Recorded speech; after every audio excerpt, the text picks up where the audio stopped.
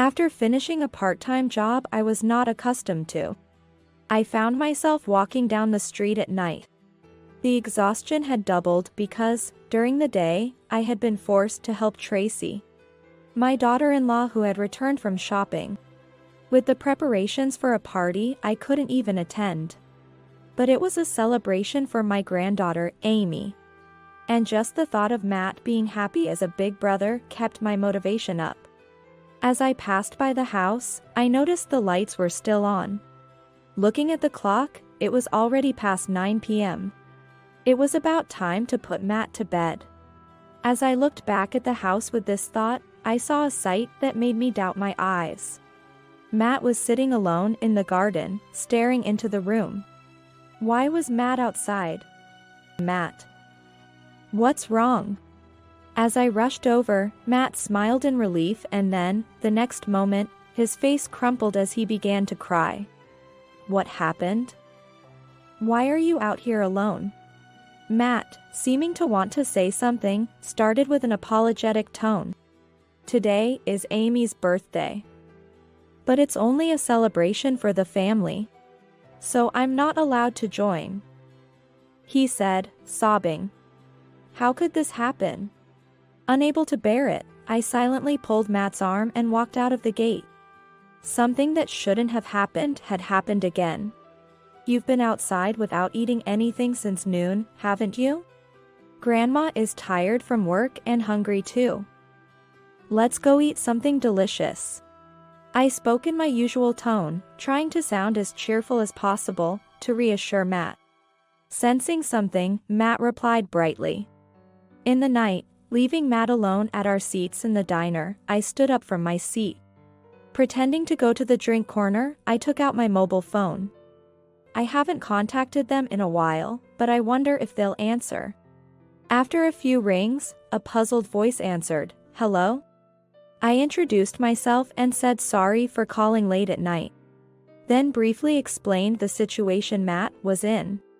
The person on the phone said, "I'll come right away," and hung up. After a while, a woman entered the diner. She looked towards the entrance, raised her hand, and then hurried over to our table when she saw us.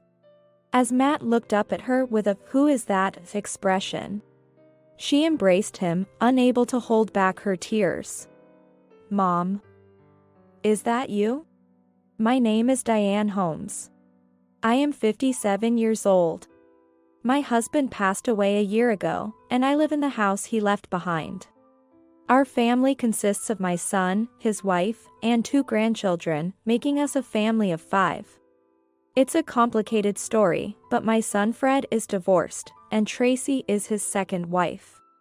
My elder grandchild, Matt, is from Fred's previous marriage, and thus, has no blood relation to Tracy and my younger grandchild, Amy. Fred came back to this house with Matt 3 years ago after his first wife cheated on him. At that time, Matt, who was not used to this house, became emotionally unstable, longing for his mother. He was only 2 years old. Seeing Matt like that, I took great care of him. The following year, Fred brought her home. Mom, I've decided to remarry her, he said, surprising me with the sudden news. I thought he was busy with work, but that was the reason. My own son had been neglecting his emotional instability to have fun. I was so appalled that I couldn't say anything to my own son. Also, she's pregnant. I was further shocked by this news.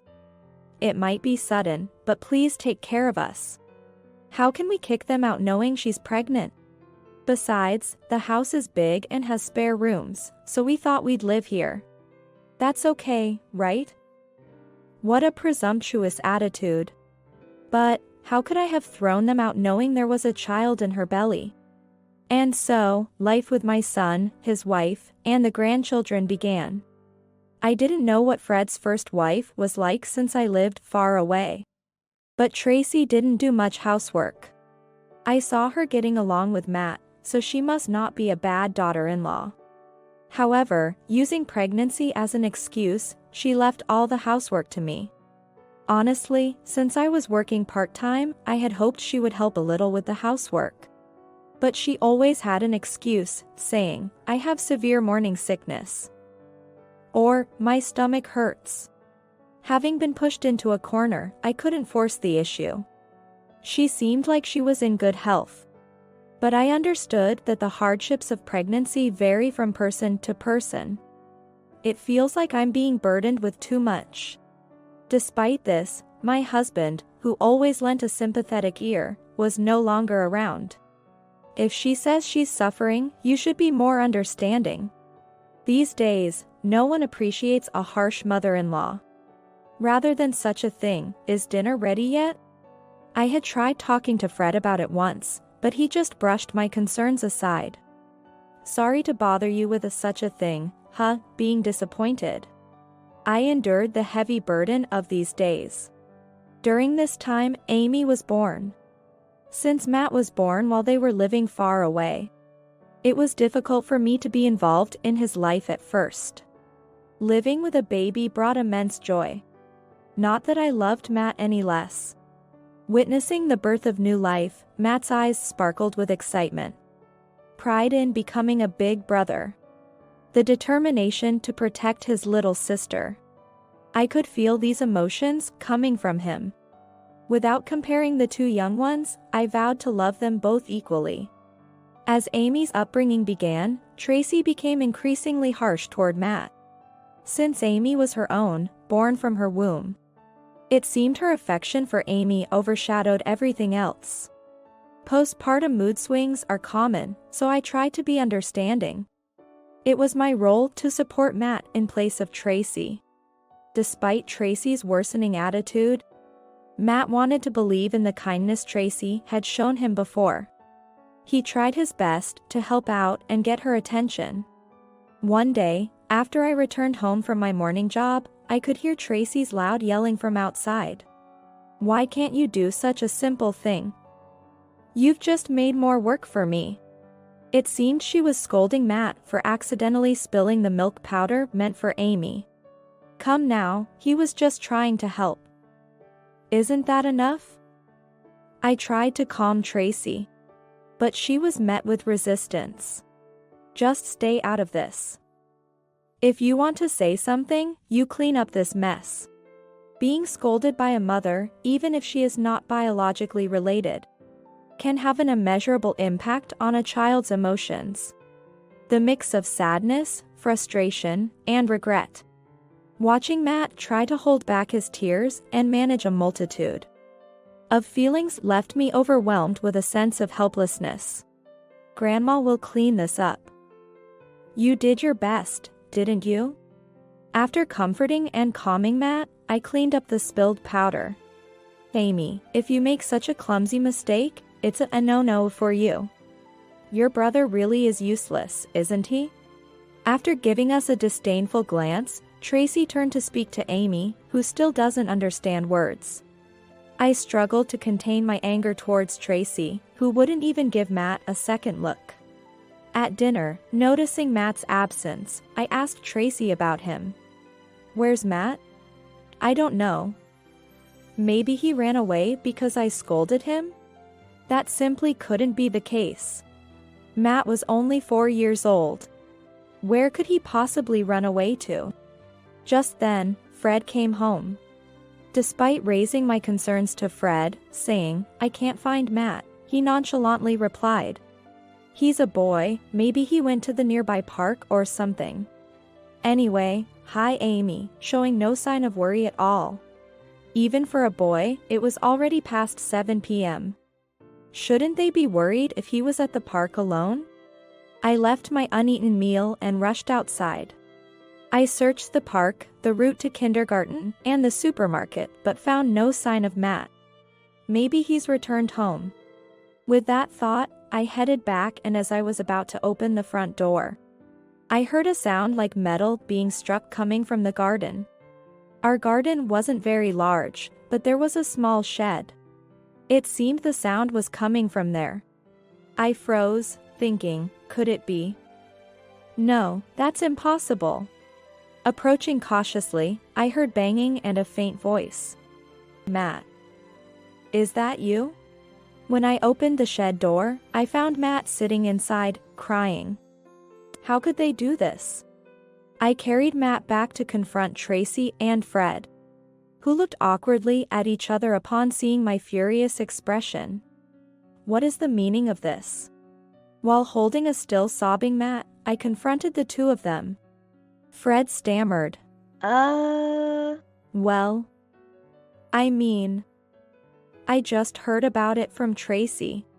After glaring sharply at Fred's fumbling response, Tracy, without a hint of remorse, stated, "It's Matt's fault. He ruined Amy's milk." I couldn't believe their reasoning. Just because of a small mistake, they locked a little child in a shed. How could I eat knowing what they had done? I raised my voice. What are you talking about? You're the one who made him do it. Even so, this is too much. Don't you have any sense of responsibility as a mother? At my stern rebuke, Fred stepped in to mediate. Let's calm down a bit, Mom. Tracy is just tired and irritable from taking care of Amy. Please, cut her some slack. If you knew about it, you're just as guilty. Locking a 4-year-old in such a small, dark place. I was too upset to finish my words. I did try to stop her, thinking it was too much. It seemed Fred was trying to place all the blame on Tracy alone, which earned him a glare from her. Before stopping this woman, you should have let Matt out. Are you even his father? With the two of them silenced, I laid down a firm rule. If anything like this happens again, I'll have you both leave this house. But, with Fred in a panic and Tracy looking down, avoiding eye contact, I believed that after saying all this, surely such a thing would never happen again. Thinking this, I paid no further attention to the two of them. Instead, I bathed Matt, fed him a reheated dinner, and tucked him into a warm bed to sleep. During this time, Matt defended his parents desperately. It was my fault for making Mom angry. So, she's not bad. Dad just got back from work and was hungry because he's tired.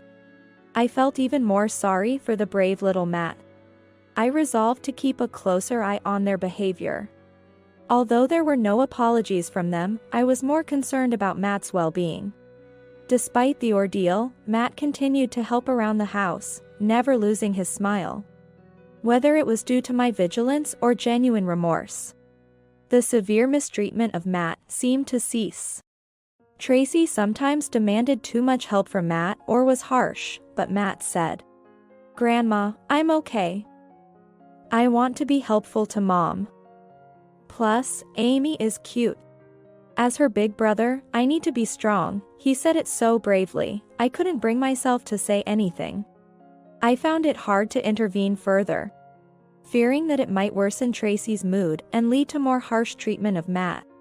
Contrary to my worries, the attitude of the two towards Matt returned to how it was before Amy was born. It seems peace had returned despite my concerns.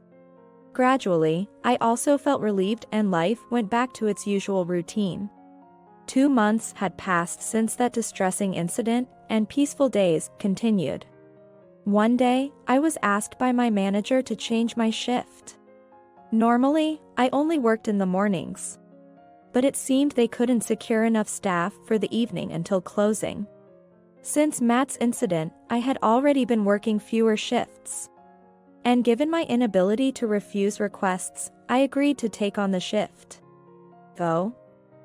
Aren't you going to work today, Mother? Surprised to see me at home during my usual work hours, Tracy struck up a conversation. There's a shift change today. I'll be working in the evening.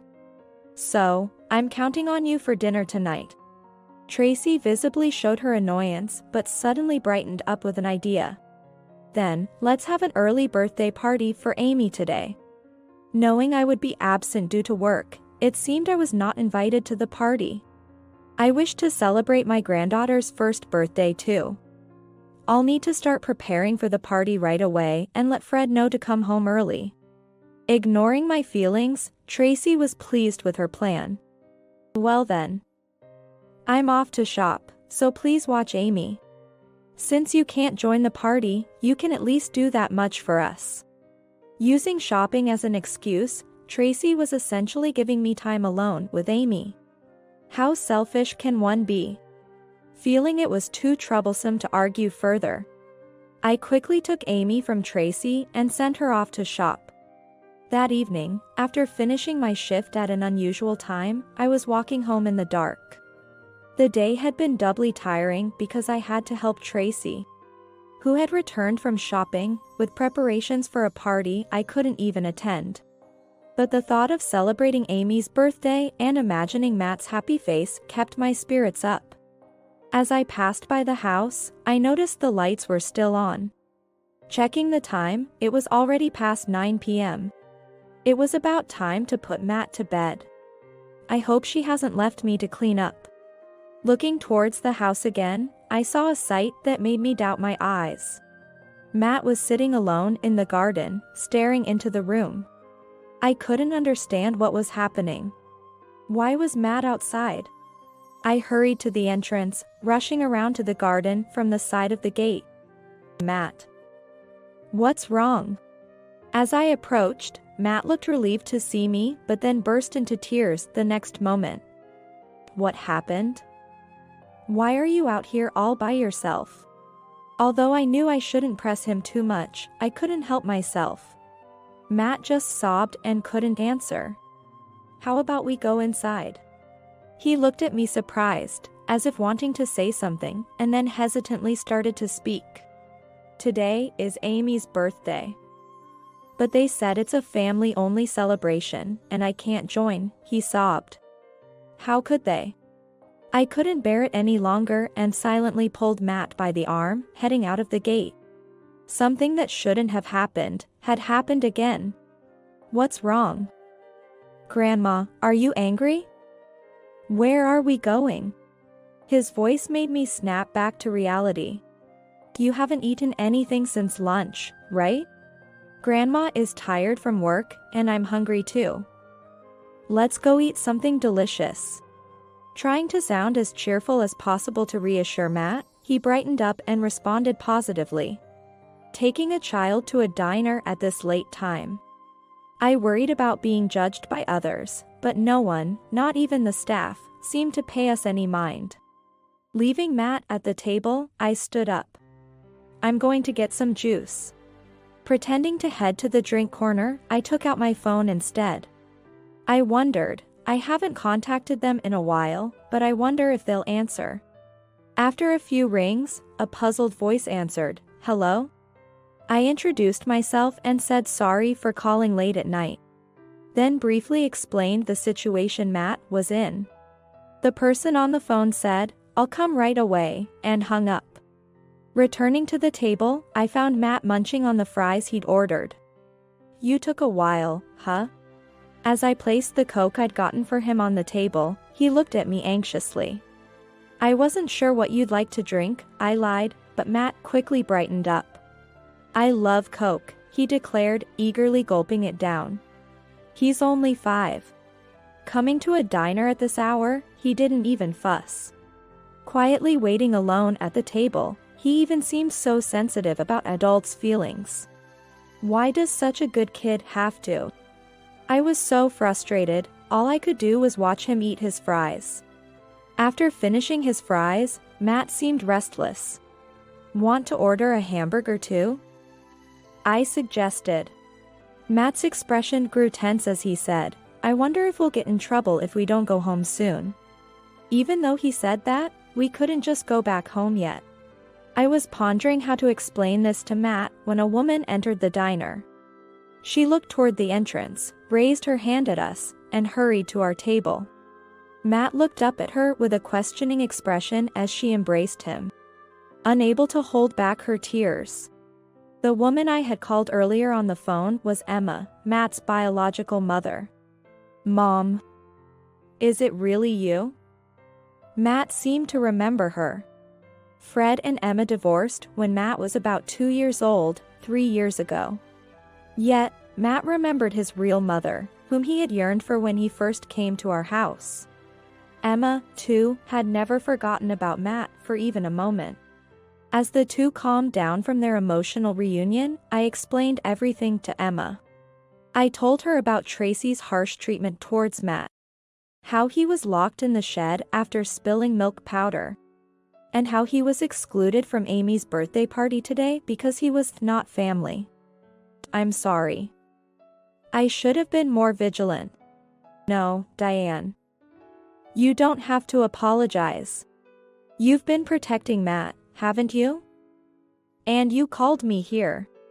I had hesitated to call Emma because Fred had told me she had an affair, leading to their divorce, but she seemed different from what I had imagined. I invited you thinking you're Matt's mother. But I hope I didn't cause any trouble? Do you have a new partner or family? While hesitating and beating around the bush, I tried to clarify. Then Emma raised her voice. I don't have anyone like that. All I needed was Matt. What did she mean by that? I shared what Fred had told me about the divorce. And Emma's face turned pale as she revealed the truth. The truth is, it was Fred and that woman who had an affair. Emma shared the real story while sadly looking at a sleeping Matt. She explained that Fred and Tracy had started their relationship around the time Matt was born. Then, a man claiming to be a lawyer suddenly appeared, accusing Emma of having an affair and neglecting Matt. He presented documents for a divorce, compensation, and child support. Emma, who had no recollection of such actions, had no one to turn to. After losing her parents at a young age and being left all alone in the world, she became estranged from her friends following her marriage to Fred. Being a full-time homemaker and devoted entirely to caring for baby Matt, her outings were limited, and her interactions with neighbors were merely at the level of greetings. In such a situation, with her already sparse social connections, gathering evidence to prove her innocence was challenging. The thought made my head spin. You could have turned to me. But I was so shocked by Fred's betrayal at the time, I even doubted you. Emma seemed regretful for not reaching out. I felt ashamed of my son's actions and regretted not connecting more closely with Emma at the time. I despised myself. I'm truly sorry. And now, are you still paying child support? Yes. I had some money left by my parents. And I was lucky to return to my job before marriage. I've been paying without fail, for Matt's sake. I couldn't bear to hear anymore. Unaware of these circumstances, I had been living comfortably with that couple. I don't even know how to apologize. It's okay, Diane. You've done nothing wrong. And now, I've finally been able to see Matt. That alone makes everything worth it. Emma's expression was serene. By the way, since Fred has custody, haven't you seen Matt at all? I broached the subject that had been bothering me. Emma's expression darkened as she whispered, since the divorce was finalized, not once, until today. What a situation. I couldn't hold back my emotions any longer. Emma. I've made up my mind. The real parents of Matt are not those two, it's only you. I won't let them take Matt away from you ever again. Emma looked at me in surprise. Then, as if strongly agreeing with my resolution, she nodded firmly. Actually, I haven't been doing nothing. She explained that she had already hired a lawyer to address the unjustly demanded child support and to claim compensation from Fred and Tracy. According to the lawyer Emma hired, the lawyer Fred and Tracy had provided turned out to be just a friend, not a legitimate attorney. I'll help too. For Matt's sake. Thus, in the late hours at the diner, Emma and I formed a partnership. 3 months passed, and I continued living as usual, making sure not to let any harm come to Matt. One day, Emma and her lawyer came to our house. Fred and Tracy were taken aback and flustered, but I calmed them down and had them take a seat. "What is the reason for your visit today?" While Fred was visibly shaken, Tracy tried to appear bold. "We're here today to discuss a compensation claim against you and Fred, and to negotiate the transfer of Matt's custody to me." Unwilling to be outdone, Emma also responded with,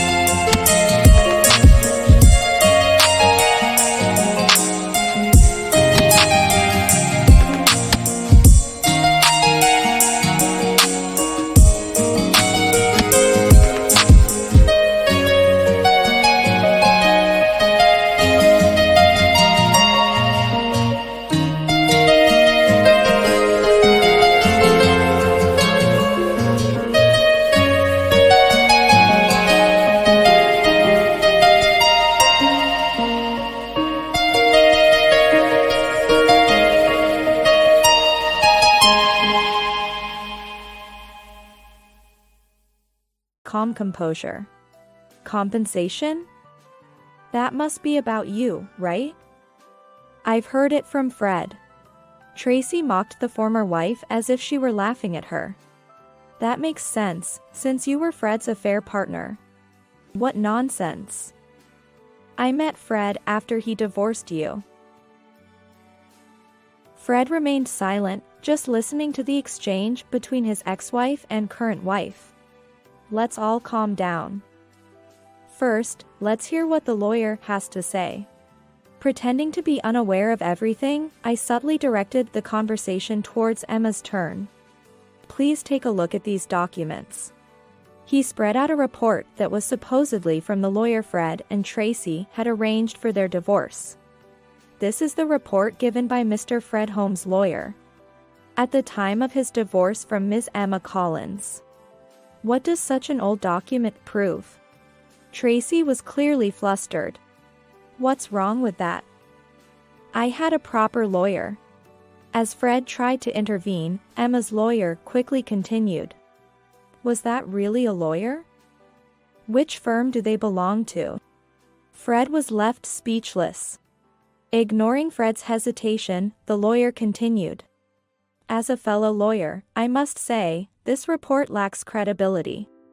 The evidence photos are clearly fabricated. And the testimonies about Ms. Collins neglecting child care are too vague. But that's the evidence that led to their divorce. Tracy desperately clung to her argument. Indeed, Ms. Collins did divorce under those circumstances. However, the demands for child support were excessively high. Despite making regular payments, she hasn't been allowed to see her child, has she? That's because Matt said he didn't want to see her. I screamed internally, that's not true. Thinking back to when Matt first came to our house. How desperately he sought his mother's presence. I was trembling with anger. But she did neglect him, right? Regardless of how vague, we did have testimonies. Regaining some composure, Tracy began to speak. Would you like to see the childcare diary I kept at the time? With that, Emma pulled out a worn letter-sized notebook. The cover read, Matt's childcare diary. Such a thing could easily be filled in afterward. However, as Emma silently flipped through the notebook, the color drained from Tracy's face. The pages were densely filled with detailed records of Matt's feedings, diaper changes, sleep times, and at the end of each day, a brief diary entry from Emma. Messages to Matt filled any available space. Tracy, raising a 1-year-old Amy, should understand. Could someone accused of neglect keep such a meticulous diary? Tracy was speechless. Watching Tracy's reaction, Fred appeared utterly confused. It was clear he had no understanding of proper childcare. In this diary, there are entries about Mr. Holmes' actions as well. Me. Fred looked exhausted. It's about you being late from work or going on business trips. Emma added sarcastically, implying she was well aware. A diary can't reveal an affair. Tracy was right. A diary alone couldn't serve as evidence. That was the hard part. Tracy looked triumphantly at Emma, but then suddenly began to panic. I kept Fred's credit card statements. I found them tucked in our household book after the divorce. Neither Tracy nor Fred had any response. On the days Fred claimed to be on business trips and didn't come home, the credit card statement listed an in. Ignoring the silent pair, Emma smoothly went on. And on the same day, there's a photo posted on a woman's social media. The hashtags include the inn's name and secret. That's just a coincidence. It could happen to anyone. Tracy began to flounder. Yes, but this woman, despite her secrets, is flaunting her belongings in the photo. Emma cornered them further. This watch in the photo is yours, isn't it, Fred? Tracy and Fred seemed to freeze. That kind of watch could be anywhere. Oh, so Tracy didn't know. That was a gift from my husband and me to Emma and Fred when they got married. It's a pair watch, completely custom made. I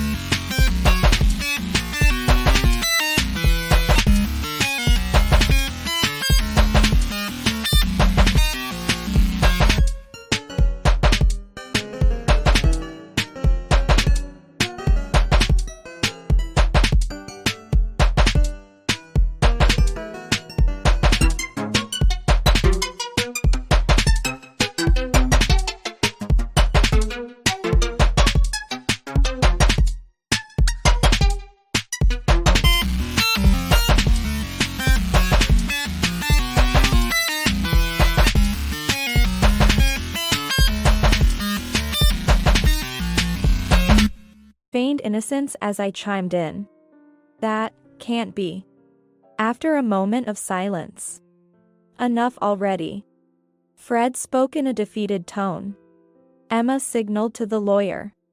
Since the person in question has admitted it, this will make things easier. We'll proceed with a settlement rather than taking this to court. I won't admit it. I'll even go to court. Despite Tracy's agitation, the lawyer continued. Let's also discuss the report created by the so-called fake lawyer, who has already shared everything with us after a discussion about a forgery of private documents. That traitor. It turns out the fake lawyer was a friend and former boyfriend of Tracy's, to whom she had been funneling part of Emma's compensation and child support. After discussing the crime of forgery, he was quite willing to share everything. Tracy seemed to have no will to fight left in her. Through the gap in the sliding door, Matt peeked in, asking, "Mom? What's happening?" "It's nothing," Emma responded, her face now clear and relieved. "Let's go home, to your mom's and your new home." Later, instead of settling, it went to court.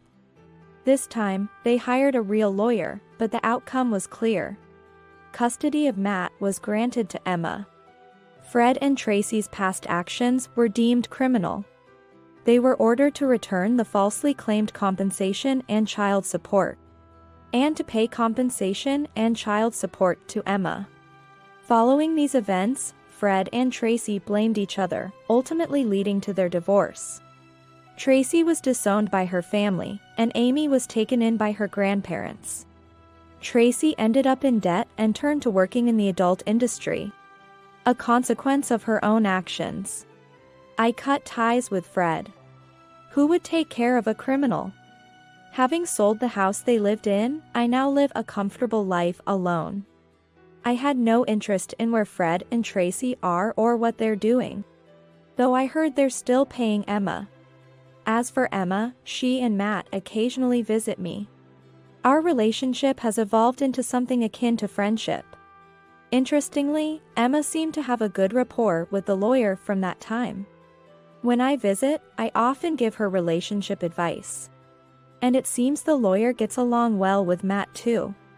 One day, while Emma was seeking relationship advice from me, Matt suddenly said, "Mom, I love it when you smile. And I'm happiest when you and that man are together." A year has passed since then. Today is the day Emma and Matt are visiting me. Unable to wait, I went down to the entrance of her building to meet them. Soon, I could see the two of them walking towards me. Matt was holding Emma's hand, considerate of her condition. Such a kind boy. I was impressed. Diane, did you come down to meet us? Thank you. Of course. I was looking forward to it. Besides, I took Emma's bag, glancing at her now visibly larger belly. You're not just taking care of yourself anymore. I can't wait to meet the baby. Dad's looking forward to it too. Seeing their happy faces, I smiled. Outside, the air was enveloped in the warm embrace of spring.